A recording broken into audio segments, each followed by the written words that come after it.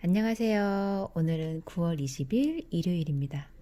날씨가 아주 좋았죠? 나들이 하기 참 좋은 날씨였어요. 저 오늘 밀린 일도 좀 하고, 그다음에 상설 전시 하는 곳이 있어서 그림도 공주, 세종, 부여 그동안 했던 것을 모아서 전시도 해놓고 왔어요. 전시를 지금 10월 달에 앞두고 있기 때문에 그거는 이제 했던 전시를 다시 보여드리는 역할이 되었고, 이번에는 다른 것을 준비 중입니다. 근데 그림을 그리면서도 문득문득 내면의 깊이 들어갈 때, 책을 읽어서 요즘에 조금 더 그런지 모르겠지만, 생각이 좀 많아지기도 해요. 오늘 같은 경우는 부모님과 통화도 하면서 또 부모님에게 제가 해드리고 싶은 말들을 좀 해드리기도 했는데요. 와, 예전과 같지 않은 것 같아요. 어, 예전에는 듣기만 많이 했다가 요즘에는 제 생각을 표현하기도 하고, 음, 말씀을 하실 때 또 얘기를 들어주면서 주거니 받거니가 조금 더 나아지는 것 같더라고요. 아무쪼록 오늘도 잘 보냈고, 오늘 호석장 당산제 부분을 읽겠습니다. 당산제. 아마 월말 직조공장 월급날이었을 것이다. 직조공장 아가씨들은 쥐포나 오징어를 들고 나란히 줄을 지어 영화에 몰두하고, 여공들의 분내를 맡으러 깎아머리 고등학생들은 학생 주임의 눈을 피해 그녀들 뒷자리를 차지한다. 칠공주파 현미의 인솔에 따라온 여학생들은 2층 영사실 앞자리에 머물다가 학생 주임이 뜨면 일제히 영사실로 들어가 자리를 잡고 숨죽인다. 학생들이 극장 출입 금지로 걸리면 정학 정도는 감수해야 한다. 그런 위험을 감수하고서라도 학생들은 퍼포스트 아이스크림 가게나 풍미당 빵집보다는 사복으로 갈아입고 가는 극장을 선호한다. 극장에 오는 것을 좋아하는 것은 학생들만이 아니다. 사내는 특별한 여자를 극장으로 데려왔고, 여자는 못 이기는 척 사내의 뒤를 따라오긴 했지만 얼굴이 화끈거리는 장면에서 슬그머니 기어드는 손길을 막아내려 진땀을 흘렸을 것이다. 그들 중 몇은 영화처럼 결혼에 성공하여 애를 낳고 키우며 살 것이고, 몇은 극장 문을 나선 후 뒤도 돌아보지 않고 달아날 수도 있다. 어차피 극장은 학습의 공간이고 삶의 현장이고 꿈의 전당이다.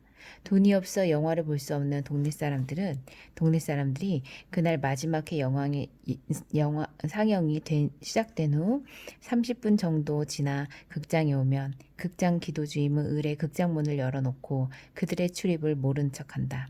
나도 어릴 적부터 늘 그런 식으로 모든 영화를 중간부터 봤지만 다행스럽게 영화의 절정은 늘 뒤에 있어 도입부 정도는 충분히 상상할 만하다. 더구나 영화 이야기를 듣는 아이들은 절정으로 치달은 사건의 결말에 관심이 있을 뿐이어서 나의 영화 이야기는 제법 기세를 올린다. 아이들은 나를 영화인으로 부른다. 간혹 영화쟁이라고 부르다가 욕개나 먹는 놈들도 있지만 어쨌든 영화인으로 행세한 것은 분명하다. 극장에서 여러 일을 해서 용돈과 생활비를 벌었다. 간판실 보조로 제법 그림을 그린다는 평을 받고 있기 때문이다. 대학 미술과로 진학한 후에는 극장 간판실 보조 경력을 입에 담은 적이 없다. 그건 정통회화를 선택한 얄팍한 자존심을 지키기 위한 것이나 채색을 하다 보면 어느새 간판 밑그림을 그리던 방식을 드러내게 마련이다. 회화 강좌 마구 교수는 그런 채색 방식을 보고 도대체 어디서 그런 기법을 배웠느냐고 과장된 동작으로 나무란다. 연서는 테레비뉴와 린시드 오일에 신나 몇 방울을 물감에 섞어 흘러내리는 질감을 살려 그리기 시작한다. 마 교수는 연서의 붓질이 못마땅하여 입을 실룩거린다. 그 참을성이 오래갈 수 없다. 이게 전공자 그림이야? 붓질이나 제대로 하지. 연서는 늘 고집을 꺾지 않는다. 또 그렇게 하네. 연서, 왜 그렇게 그리는 건데? 차라리 수채화를 그리지 그래? 맘대로 해. 이번 학기도 마찬가지야. 배운 대로 해볼 생각을 해야지. 이렇게 고집을 부리며 학점은 기대도 하지 마. 연서는 벌써 새학기 연속 과락을 면치 못하고 있었다. 점점 전설을 쌓고 있다. 그리는 기법을 바꾸지 않으면 결코 학점을 주지 않겠다는 마 교수의 말을 들은 척도 하지 않는다. 마 교수는 작품의 의도보다 기법이 우선이라고 침을 튀긴다. 연서는 얼굴에 트윈침을 레이온과 폴리에스테르 재질이 섞인 행주로 닦는다. 그 행주는 독일제인데 기름기가 섞인 얼룩도 다 닦아낼 수 있다는 말을 들은 적이 있다. 마교수의 입은 더러운 기름이 찌든 침들이 엉겨붙어 있거든. 연수가 고개를 숙이며 피식 웃는다.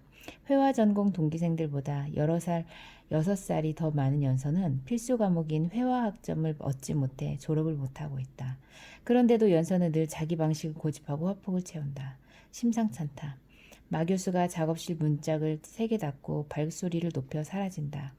마교수의 권위를 생각하고 조금이라도 학점에 대해 고민한다면 나도 연서의 곁을 떠나야 하지만 연서의 곁을 떠나지 않을 참이다. 마 교수와의 갈등을 견디는 그 우월한 당당함에 대해 무한 존경을 지니고 있기 때문이다. 상수도 보급이 확장되자 근근히 버티던 삼촌의 지하수 개발 가게도 결국 문을 닫았다.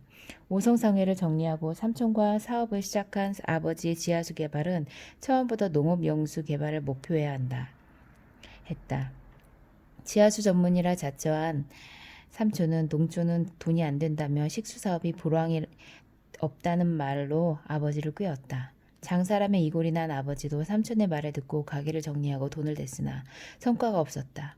한 번, 두 번 돈이 계속 들어가도 사업은 나아질 전망이 없었다. 의기소침했던 삼촌이 장기농공단지 지하수 개발 공사를 따내자 아버지는 집을 담보로 넣고 제1은행에서 자금을 얻었다. 의외로 공단에 물을 댈 수 있는 충분한 지하수를 찾기는 쉽지 않았다. 굴착기를 임대하여 겨우 안반을 뚫고 물길을 냈지만 공무원들 접대와 공사 리베이트 등으로 이미 바닥난 돈으로 겨우 굴착기 대금이나 지급할 수 있었다. 공사를 마무리 짓지 못하고 물러나야 했다. 들어간 공사비에 3알도 안 된 헐값으로 지하수 개발권을 넘기고 빚잔치를 하게 되자 당장 집을 비우고 갈 곳이 없었다. 아버지는 절망했다. 물론 30년 오성상의 주인인 아버지의 죽음이 그 이유만은 아니다. 이미 지병으로 망가질 대로 망가진 몸이다. 아버지는 나를 삼촌에게 부탁하고 세상을 떴다. 삼촌은 사업장을 온양으로 옮기고 학비와 생활비를 보탰다. 적지 않은 돈이지만 늘 부족했다. 삼촌의 지하수 개발은 거의 막장이었다. 삼촌은 학비를 보낼 수 없는 긴 편지와 함께 2달 생활비를 한꺼번에 보내왔다. 먹고 사는 것을 해결하기 위해 봄학기가 끝나기 전에 일거리를 찾아 학교 밖으로 돌았다. 대학이 옮겨온 신관동은 한참 개발 사업이 진행되고 건축 공사장마다 자벽불을 구하는 일자리가 넘쳤다. 몸은 고되나 삼촌에게 손을 벌리지 않게 되자 마음은 오히려 편했다. 작업반장은 학비를 벌기 위해 일한다는 말을 듣고는 보름마다 정산하는 일당을 깎거나 지급을 미루지 않았다. 느닷없이 연서가 나타난 것은 보름치 일당을 정산한 작업반장을 따라 개미식당에서 늦은 저녁과 술 몇 잔을 마시고 있을 때다. 오랜만이야. 통학교에서 볼 수가 없더라. 학교는 그만둘 거니? 학비가 끊겨서요. 한 학기 쉬고 우선 학비를 벌기로 했어요. 연서는 작업반장의 시선을 무시하고 찌개가 끓고 있는 식탁 옆에 선다. 애인이야? 얼른 가봐. 작업반장은 싱글거리며 먼저 일어서라고 재촉한다. 먼저 가. 내일 일찍 나오고 우린 어차피 한 잔 더 할 거야. 숙소 가봐야 애가 있어, 마누라가 있어, 누가 있어야지. 어서 가. 연서가 이끄는 대로 간 곳은 군문과 학생들이 주로 몰려 막걸리를 마시는 학교 앞 소랭이 집이다. 왜 하필 소랭이 집이래요? 소랭이 집이 어때서? 신경 쓰지 마. 그냥이야. 사실 그냥은 아니지. 너하고 같이 다니던 그 여학생이 여기 자주 오더라. 난 좀 궁금해. 누구요? 시침이 떼긴. 난 진즉부터 알고 있었는데 걔 시 잘 쓴다고 하더라. 이번 학보사 100일장에서도 작원했다던데? 은희하고는 아무 사이도 아니거든요. 걔 이름이 은희니? 그렇다고 해도 돼. 그 아이 때문에 신경이 좀 쓰였는데 이제 관심 끊어도 되겠네. 사실은 혹시 네가 여기 들를까 했는데 보이질 않더라. 노동판에서 일하는지는 몰랐어. 술이나 마시자. 괜찮지? 은희가 연락을 끊은지 몇 달이 지났다. 만날 때마다 은희는 늘 시를 보여줬지만 난 그 시를 제대로 이해하지 못했다. 복사해서 들고 온 정지용의 시는 그럴듯했으나 백석의 시들은 알 수 없는 것들이다. 쌀랑쌀랑 소리도 나며 눈을 맞을 그 드물다는 굵고 정한 갈매나무라는 나무를 생각하는 것이었다. 낯선 표현이고 실감 없는 풍경이다. 이름을 들어본 적이 없는 시인들이다. 배운 적도 없고 문제집에서 본 적도 없다.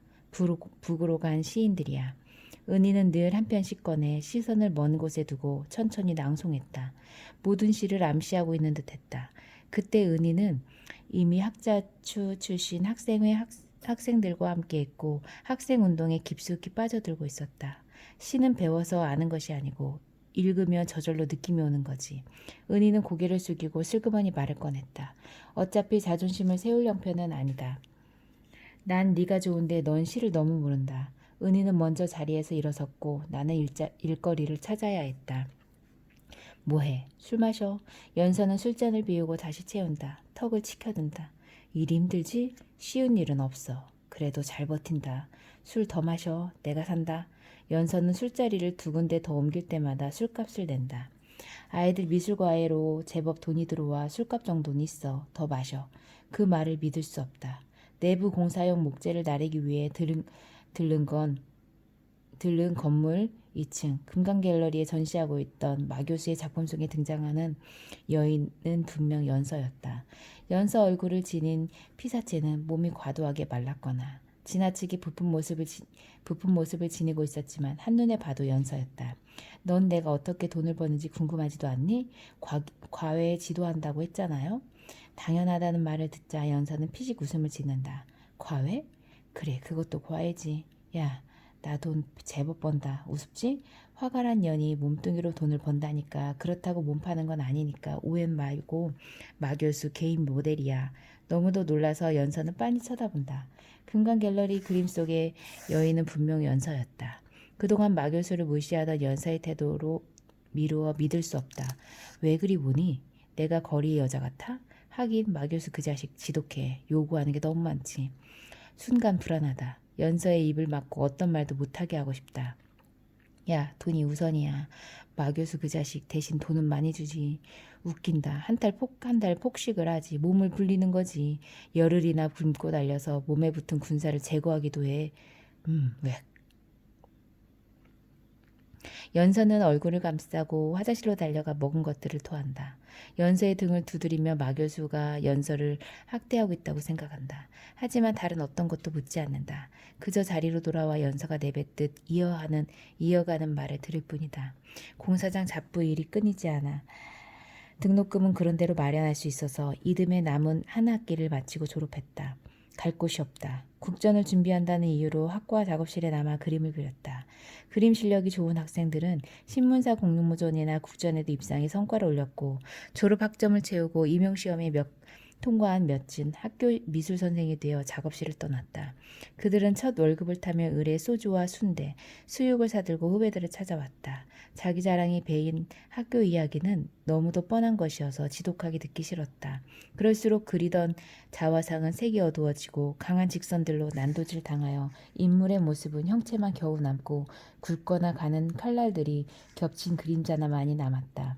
후배들도 작품을 흘깃 쳐다보고는 입을 다물었다. 사내의 모습이 흔적도 없이 사라져버린 자화상들은 국전은커녕 신문사나 지역에서 여는 공모전에도 입상하지 못했다. 겨우 연서의 권유로 동문 전시회에 두 작품을 걸었다가 호평을 받고 도중에 그림을 내려야 했다. 자넨 아무래도 화가 나닌 것 같아. 다른 직업을 생각하는 게 낫지 않을까? 마 교수의 은근한 권유였지만 그 말을 듣자 작업실에 남아있을 수가 없었다. 화가가 되기엔 글렀다는 생각이 들자 생활비를 벌기 위해 나가던 입시 미술학원 강사 노릇도 그만두었다. 모든 좌우중감이 사라졌다. 당장이라도 학교 주변의 모든 것에서 벗어나고 싶었다. 작업실에서 나가지도 않았고 간간히 보내오는 연서의 엽서에 답장하지도 않았다.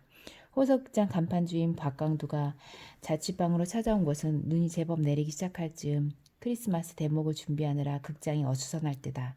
박광두는 호서극장 인근 성결교회 만년집사다. 그가 장로가 될 수 없는 이유는 주일 예배에 제대로 참석하지 못하는 것도 있지만 실상은 중학교도 졸업하지 못한 학벌 때문이다. 박광두는 내가 처음으로 그림 그리는 것을 가르쳐준 선생이다. 극장 보조로 들어가 포스터를 붙이거나 청소를 하다가 우연히 간판 주인 박광두의 눈에 띄어 간판 밑그림을 그린 적이 있다.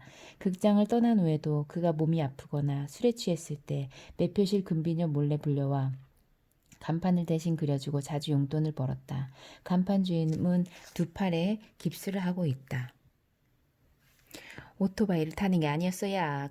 그냥 다리 밑으로 처박혔다니께 주님께서 살려주신겨. 그러니 어쩌냐. 네가 그려야겠다. 우선 먹고 살만 헐 거다.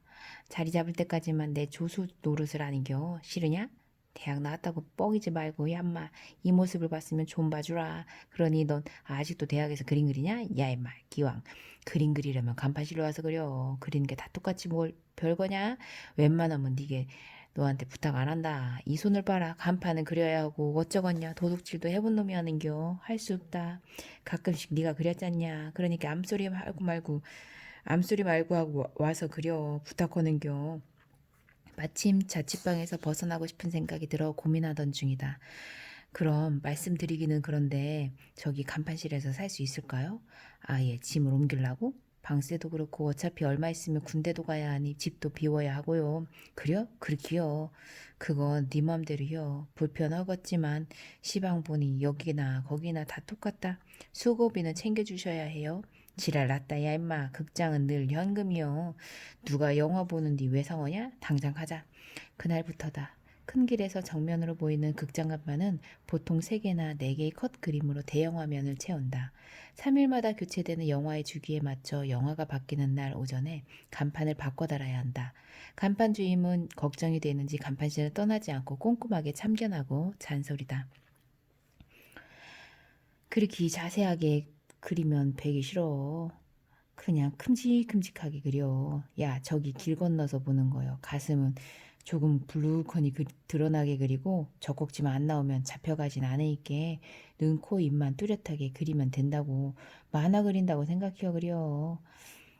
그렇게 잘 그리네. 이 자식 천상 뺑기쟁이구먼. 야 멋있다. 똑같아. 내 자기 뺏기고 싶다야. 극장 간판 그리는 일은 쉴 틈이 없다. 하루는 틀을 짜고 이튿날 밑그림과 바탕을 칠하고 사흘째 완성해야 한다. 마땅히 갈 곳이 없었던 터라 밤낮 간판에 매달리고 틈틈이 빈자리에 앉아 영화를 봤다. 영화가 끝나는 시간이면 극장 출입문을 닫고 고리를 걸고 잠그는 일도 내 책임이다. 다시 극장으로 돌아온 셈이다. 간판 주임마저 퇴근한 극장 안은 자유로운 공간이다. 가끔 대학 연극반 학생들이 밤샘 연습을 하지만 그런 날이 아니면 혼자 남는다. 간판에는 의뢰 윤정이와 문희, 장미희가 등장하고 신성일과 최무룡, 김진규도 수없이 그린다. 그들이 출연하지 않는 영화가 없다. 외국 배우들보다 한국 배우 그리기가 더 어렵다. 정윤이는 특히 힘들다. 도톰한 입술을 그리다 번번이 수정하느라 페인트를 버리기 일쑤다. 할 수 없이 간판 주임이 깁스 사이를 자르고 손가락을 꺼내 정윤이의 입술을 직접 그린다. 거참 정윤이 입술은 어쩔 수 없이 내 거네. 젊은 놈도 소용없어. 제기랄 간판이 완성되면 간판실 한 구석에서 순댓국에 소주를 곁들였다. 한참 유행하던 사춘화 쇼라도 들어오면 하루 만에 간판을 걸고 틈을 내서 극장 입구에서 밀려드는 손님들 줄을 세워야 한다. 하춘화 쇼가 계절마다 한 차례씩 돈다는 것을 알게 되자 하춘화의 간판을 챙겨두었다가 다시 걸었다. 쇼가 끝난 다음 날 직원들 정산이 끝나면 간판 주임과 간판신 난로 덮개를 열고 석쇠를 걸친 후 돼지고기를 얹었다. 돼지고기 굽는 냄새가 극장 골목으로 퍼지면 빈틈을 타서 을의 기도주임과 영사주임도 합류하여 자리가 길어진다. 지치지 않고 소주병을 비우자 두 사람은 손님이 들어올 시간이라고 일어선다. 기도주임은 어지간히 하라는 말을 남기고 극장으로 돌아간다. 간판 주임이 눈을 끔뻑거린다. 야, 양지다방 까이들 부를까? 와서 돼지고기나 지벙거리게. 전화 혈티어? 잠깐 내가 낼겨. 어때요? 그냥 드셔요. 오늘 가져갈 돈도 없겠구먼요. 고깃값으로 다 들어갔을 것 같은데요. 집사님 웬 술을 그리 드셔요? 집사? 쓸데없는 소리 오네. 내가 뭔 집사냐. 옆은내 다니느라 댕기는 거지. 그래도 걔들 둘 부르자 넌 어찌기 이굴 속에서 매일 지내냐. 분냄새도 맡고 그래야지.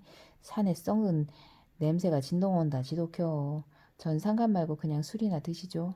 그려? 그럼 네 맘대로요. 근디 술에는 여자가 있어야 해요. 술잔이 몇 차례 더 돌자 축기가 핑그르르 돈다. 저기 어제 하춘아 쇼 간판은 사실 지난번 쇼 간판을 다시 건 거요. 이 돈 도로 받으셔요. 술값 많이 나왔는지 보태셔요. 이 새끼 봐라 참네. 간판 그림 재료비 받은 것을 내놓는 순간 간판 주임의 눈썹이 실룩거린다. 재료비 절감한 것을 고마워할 줄 알았는데 의외다. 고기를 굽다 말고 시뻘건 눈으로 욕을 퍼붓는다. 아휴, 어린 자식이 사기를 다치네. 그거 조금 편하려고 그러냐? 야, 배울 만큼 배웠다는 놈이 그 모양이냐? 극장 간판이라고 그림이 아닌 줄 알아? 그림이여 그림. 미술과나 나온 놈이 참네. 너 자존심도 없냐? 어찌게 살든 자존심 하나만은 지켜야 하는 것이다. 당장 죽더라도 아닌 것은 아니라고 해야지. 사내 자식이 참 더러운 시삭이네. 치고 너 고기나 더 먹어. 그놈이 그놈이지. 간판 주임은 재료비는 거들떠보지도 않고 연탄불에서 지글대는 돼지고기를 뒤집으면서도 욕을 멈추지 않는다. 욕먹는 것보다 이상스레 미안하고 무안하다. 당장 그만두고 싶은 마음이 없지도 않다. 하지만 극장을 떠나지 않았다. 마땅히 갈 곳도 없거니와 간판 주임은 전날의 일을 잊은 듯했다. 극장 간판을 그린다는 소문이 돌자 후배들이 가끔 찾아와 공짜 영화를 보고 간다. 연서가 초등학생들 위주로 다시 미술학원을 열었다고 극장으로 찾아온 것도 간판을 그리기 시작한 지 넉 달이 지났을 때다. 연서는 학원을 끝내고 극장 마지막 회 상영 시간에 맞춰 간판실로 찾아와 매일 간판실로 통하는 객석에 앉아 영화를 본다. 매일 반복되는 뻔한 영화 내용이었지만 하루도 거르지 않는다. 자칭 혁명 정부를 이끈 독재자가 사라진 세상은 겨울을 지내고 봄을 기다리고 있다. 날씨가 따뜻해지자 온 나라가 혼란스러워졌다. 한국의 봄, 언론은 늘 새 희망과 새 정부에 대해 논평 기사들로 지면을 채우고 정치인들이 주도하는 모임이 줄을 잇는다. 대학마다 새 학생회장 선거에서 학자추 출신들이 대거 당선되고 학내 시위가 줄을 이었다. 전국으로 확산된 학생들의 시위가 늘 거리로 진출하여 목소리를 높이지만 시민들은 우두커니 서서 그들의 행진을 바라볼 뿐이다. 경찰만으로 치위대를 막기가 역부족이다. 사람들은 군인들이 다시 나설 것이라 걱정하기 시작한다. 사람들의 우려대로 계엄 사령부는 하루가 멀게 긴급조치와 관련된 명령을 발표했다. 5월 어느 날 서울역으로 진출하던 학생들이 지도부의 결정이라며 학교로 돌아갔다. 서울에서 시위가 멈춘 그날 텔레비전에서 온통 광주 학생들의 시위를 보도했다. 시민들의 눈에는 광주 학생들의 시위라고 다르지 않았다. 그저 일상이었다. 하지만 날씨가 점점 더워지자 광주의 시위 보도는 달라졌고 세상의 소문도 달라졌다. 폭도들이 나라를 뒤집으려 하여 부득이 군인들이 진압에 나섰다는 텔레비전 보도가 앞을 다투고 거리를 장악한 학생들 앞에서 경찰은 속수무책이다. 5월 중순이 지나자 군인들이 시위를 막고 대열을 정비했다. 일진일퇴. 무질서한 것처럼 보이지만 질서는 유지되고 있다. 특전사 얼룩무늬 군인들이 투입되자 사태는 걷잡을 수 없이 복잡해졌다. 광주의 시위에 참여한 이들은 대학생들만이 아니었다. 머리에 손을 얹고 겨우 팬티만 입은 시위대에는 나이가 적지 않아 보이는 일들도 많았다. 군인들 앞에 무릎을 꿇고 까까머리를 땅에 박고 줄을 지어 있는 자유화면도 있었다. 그런 화면이 지나면 을에 총을 들고 소리를 질러대는 시위대의 모습이 이어졌다. 보도에 따르면 시위대는 무장폭도로 변했다. 믿을 수 없는 일이다. 입대를 고민하던 나는 은근히 걱정스러웠고 무슨 소식이라도 들을까 하여 대학으로 갔다. 대학 교정에는 어떤 일도 벌어지지 않았고 조용하다. 학생들은 기가 죽은 표정이고 지나가는 학생들도 어떤 내용도 목소리도 낮춰 말한다. 미술과 작업실도 텅 비어 있다. 곧 군인들이 진입할 거란 소문이 무성하다. 마침내 재민천 버드나무 실가지들이 제 무게를 이기지 못하고 잔바람에도 제 몸을 마구 흔들 때 대학 정문에는 임시 휴교를 알리는 안내문이 붙었다. 입영 연기 신청을 미루고 있던 학생들의 징집 시기가 앞당겨질 거란 소문이 돌았고 소문대로 영장을 받고 입대한 학생들이 있었다. 여름방학이 끝나고도 강의가 시작되지 않았다. 징집 시기가 궁금해 군청 병사기로 전화했다가 사는 곳이 일정하지 않아 징집 영장이 배달되지 않았다는 답을 들었다. 한 달 후 32사단 신병교육대로 입수하라는 징집 영장을 받았다. 영화를 보러 왔던 연서는 징집 영장이 나왔다는 말을 듣고 굳이 학원생들이 돌아간 화실로 가자 재촉했다. 보여줄 그림이 하나 있어. 불후의 명작이다. 당산나무야. 칸막이 커튼으로 가린 작은 화실에는 50호짜리 캔버스 속에서 당산나무 하나가 바람에 몸을 떨고 있다. 흘러내리는 나무 둥치는 햇살을 받고 은색과 연두색, 거무튀튀한 빛이 도는 젓갈색이 뒤섞인 빛을 펼쳐내고 있다. 당산나무. 그 나무 앞에서 벌거벗고 춤을 추는 여인이 있다. 문득 연서를 돌아보았다. 연서는 당산나무 앞에서 주문을 말하고 춤을 추는 무녀처럼 보인다. 이 그림 속의 여인이 선배야? 글쎄, 모델은 나야. 호호, 그럴듯하니? 너 무슨 생각을 하는 거야? 영감이 너무 강렬해서 견딜 수 없어. 영감이라고? 그렇게 보여? 여자로 보았구나. 아무 말도 할 수 없다. 하지만 그날 연서는 늘 여자로 보고 있다고 말하고 싶다. 군대 가기 전에 여자를 안고 가야 한다고 그러더라. 누가 그래? 안 그러면 재수가 없어 제 명을 지킬 수 없다던데. 난 네가 무사하게 돌아왔으면 좋겠어. 연서의 말이 명령처럼 혹은 마법의 주문처럼 들린다. 연서를 당산나무에 맡기고 떠날 수 없다. 차라리 당산나무가 되어 연서를 안고 싶다. 연서가 속삭인다. 너를 떠나지 않아. 연서의 불룩한 가슴과 가느다란 허리 끝에서 이어지는 골짜기를 안고 땅속 깊게 자리 잡은 당당한 당산나무가 되고 싶다. 징집을 열흘 정도 남기고 모처럼 후배들이 찾아왔다. 후배들은 입대 환송을 위해 간판실에 술자리를 폈다. 후배들은 연신 건배를 했고 난 그들이 주는 술잔을 넙죽넙죽 받았다. 선배님, 입대 기념으로 그림 하나 그리고 가슈. 군인들이 민간인들에게 총을 쏘는 피카소의 작품 말입니다. 모작으로 하나 후딱 그려주시면 선배님 군대 들어가기 전에는 숨겨뒀다가 입대 후에 학생회 사무실 걸개 그림으로 쓸 건데 그릴 만한 사람이 있어야죠. 술 기운이 돌자 어지러웠다. 그렇겠지. 너희들처럼 제대로 그림을 그리는 놈들이 모작을 그릴 순 없지. 모작이야 나의 몫이 아닌가.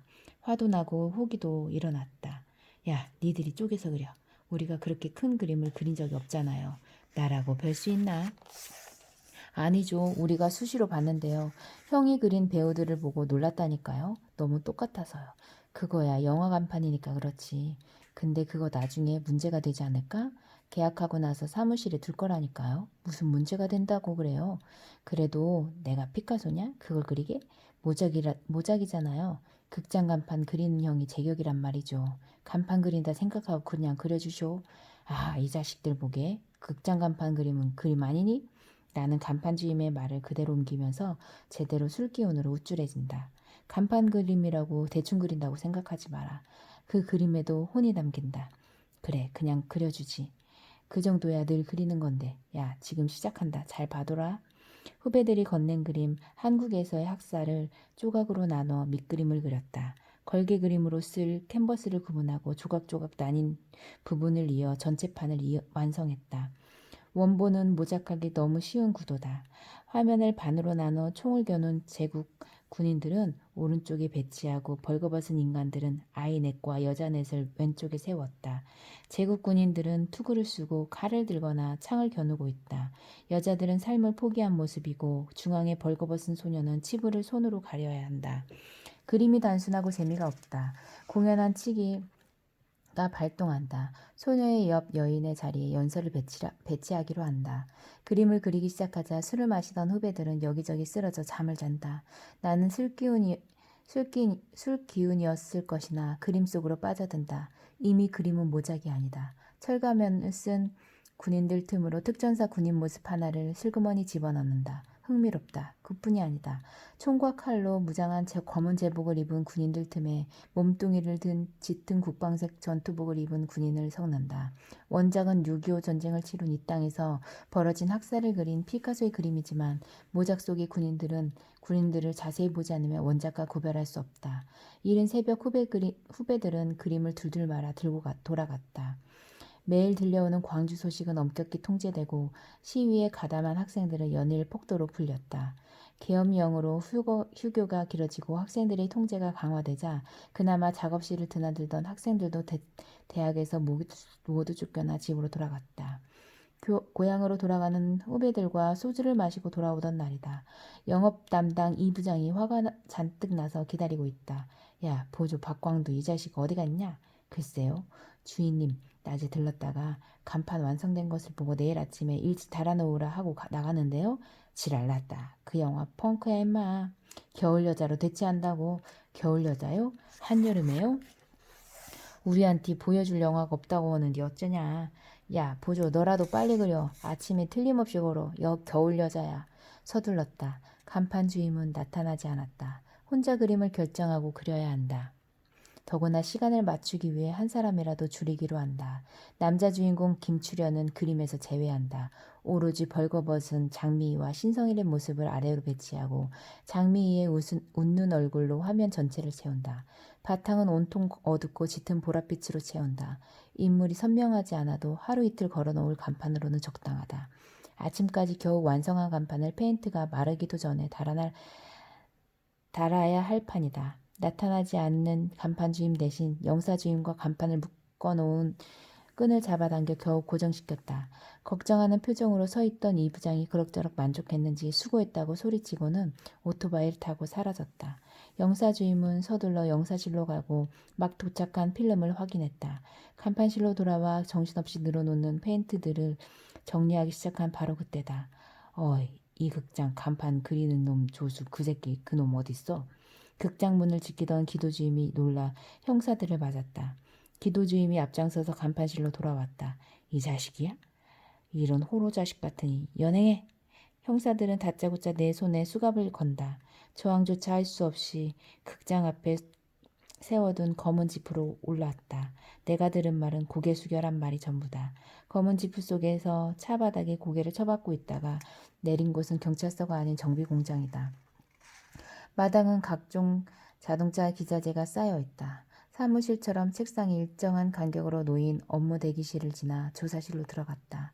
그곳에서 기다리고 있던 사람들도 형사들이 아니다. 조사실에서 잠시 대기한 동안 간판 주임이 벌거벗은 채 삐투성이로 질질 끌려 나온다. 야, 박광두 저 새끼 맞아? 확실하지? 간판 주임은 얼굴을 알아볼 수 없도록 퉁퉁 붓고 코와 입 주위는 피로 범벅이다. 눈을 제대로 뜨지 못해 몸을 일으키려 해도 제대로 서지 못한다. 모든 것이 엉망이다. 간판 주임은 형식적으로 묻는 말에 그저 고개를 끄덕인다. 나는 두렵다. 문득 이곳은 내가 살던 인간의 세상이 아니라는 생각이 든다. 달아나고 싶어 몸을 움직이자 갑자기 뒤에 섰던 조사관의 발길질이 시작된다. 놀라 두려움에 떨면서 조사실 바닥에 뒹굴었다. 책상 모서리에 얼굴이 찢기듯 피가 주르르 흐른다. 야, 이 주임. 이 새끼가 한 짓이란다. 취조실로 내려가 싹 조져. 그리고 저 새끼는 입단속하고 풀어줘. 제철도 아닌 가죽 점퍼를 입은 상관이 명하자 조사관은 간판 주임에게 들고 있던 옷을 내준다. 간판 주임은 옷을 입으며 구석에 쪼그리고 앉은 나를 쳐다보며 고개를 흔든다. 어이 박광두. 여기서 있던 일들 나불거리면 다시 끌려온다. 입 쳐닫고 살아라. 평생이야. 너도 똑같은 놈인데 영감님 지시로 봐주는 거야. 입 다물고 살아. 알았지? 명령했다. 양복을 입은 지휘관이 귀찮은 표정으로 턱을 젖히며 간판 주임을 풀어주라고 명령한다. 벌벌 떨며 조사실을 나가는 간판 주임을 보고 나는 영문을 모르면서 공연히 미안한 마음이 들었지만 두려움으로 아무 말도 할 수 없다. 간판 주임이 밖으로 나가자 나는 옷을 빼앗기고 벌거벗은 채로 발길로 채이고 주먹과 강목으로 맞았다. 왜 이러시는 거요? 내가 무슨 짓을 했다고요? 이 새끼야 주둥이 닥쳐 돼지기 전에 무슨 짓. 너 이 새끼 지금 얻어맞자보니 견딜만 하지? 묻는 대로 즉각 말해라. 안 그러면 너 죽는다. 알아? 한참 두들겨 맞은 후 옆방으로 끌려가자 그곳에는 학생회 사무실에 걸려 있어야 할 그림이 걸려 있었다. 야, 이 새끼야 이 그림 뭐냐? 네가 그렸지? 예, 제가 그렸는데요. 피카소의 작품이죠. 피카소? 지랄 연병하네 이 새끼야. 네가 피카소요?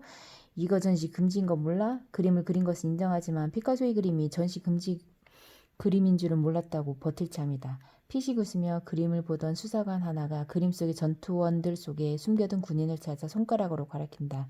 이 새끼 봐라. 진짜 골수구먼. 얜 누구냐? 원본 피카소 그림에 있어 없어? 이게 원본이야 새끼야? 다시 주먹이 날아온다. 피할 수 없다. 이미 관행처럼 익숙한 폭력이다. 수사관이 지목한 군인은 피카소의 원본에는 없는 군인이다. 치기를 부린 게 실수다. 너무 편하게 생각했던 것을 후회했으나 너무 늦었고 일이 커져버렸다. 말을 돌리려 하자 다시 발길질이 시작된다. 살아남을 방법이 없다. 조사관들이 원하는 대로 진술해야 했다. 대학 총학생회에서 주문한 그림이라고 일관되게 진술하고 그림을 그려달라고 부탁한 후배들의 이름을 적자 수사관들은 매질을 멈추었다. 일주일 넘게 매일 조사실로 끌려가 붙잡혀온 후배들과 대질했다. 후배들도 이미 지칠 대로 지쳤다. 열흘이 지나자 더 조사를 받지 않고 닫힌 방에 혼자 갇혀 있었다. 모든 것이 정지되어 차라리 고요하다. 밥을 주면 먹었고 우두커니 앉아 있다가 아무 생각도 없이 주는 약을 먹고 잠들었다. 잠을 잤다. 어디론가 달아나다가 다시 잡혀 얻어맞기 시작하면 소리를 지르고 깨는 악몽을 하루도 거르지 않는다.